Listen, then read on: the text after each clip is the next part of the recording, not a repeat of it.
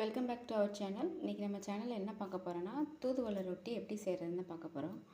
நார்மலாக இது வந்து சளிக்கு குழந்தைங்களுக்கு ரொம்ப யூஸ் ஆகும். தூதுவளையோட நம்ம முழு முருங்கையும் சேர்த்து எப்படி பண்ணுறதுன்னு பார்க்கலாம். அதுக்கு ஃபஸ்ட்டு வந்து புழுங்கல் அரிசி எடுத்திருக்கேன். நான் வந்து 4 குழந்தைங்களுக்கு கொடுக்கணும். அப்போ வந்து 4 கை போட்டிருக்கேன்.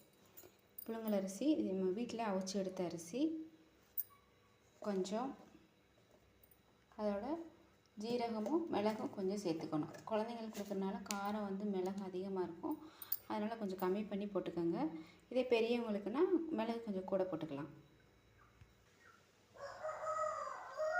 நான் இவ்வளோ ஜீரகமும் மிளகும் போடுறேன். போட்டு இதை வந்து ஒரு தடவை நல்லா கழுவிக்கணும்.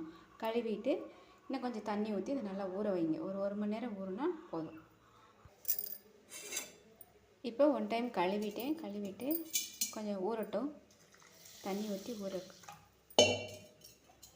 1 hour ஊறட்டும். அதுக்கப்புறம் எப்படி அரைக்கணும்னு சொல்கிறேன். இப்போ நமக்கு ரொட்டி தட்ட தேவையான தூதுவளையை பறிச்சுக்குவோம். கொஞ்சம் பார்த்து தான் பறிக்கணும், ஏன்னா முள் இதில் அதிகமாக இருக்கும். அதுதான் தூதுவளை பழம்.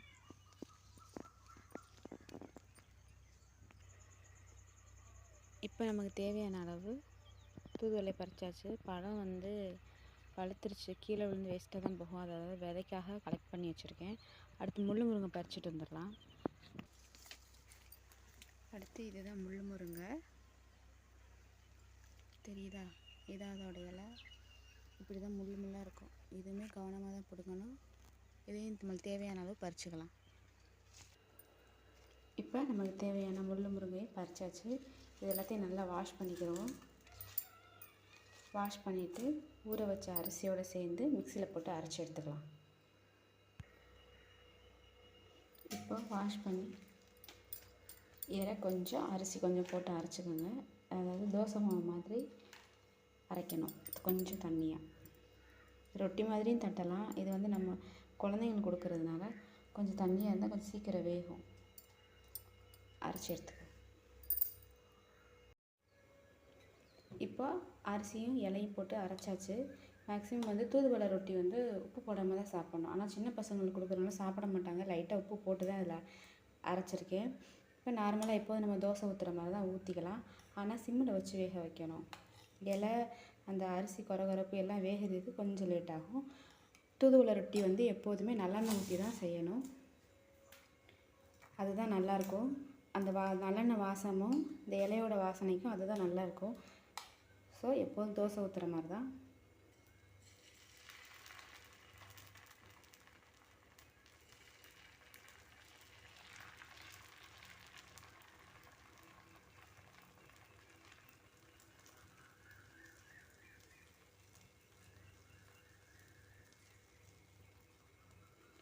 இதில் வந்து நல்லெண்ணெய் ஆட் பண்ணிவிட்டு மூடி வச்சிடலாம். சிம்மிலே வச்சு வேகட்டும். இப்போ எண்ணெய் விட்டாச்சு, நல்லா வேகட்டும். கலர் வந்து நல்லா மாறும். இந்த கலரோட நல்லா டார்க் க்ரீனாக மாற ஆரம்பிச்சிடும். இப்போ கலர் நல்லா சேஞ்ச் ஆகிடுச்சு. தோசையை மறுபடியும் திருப்பி விட்டுருவோம்.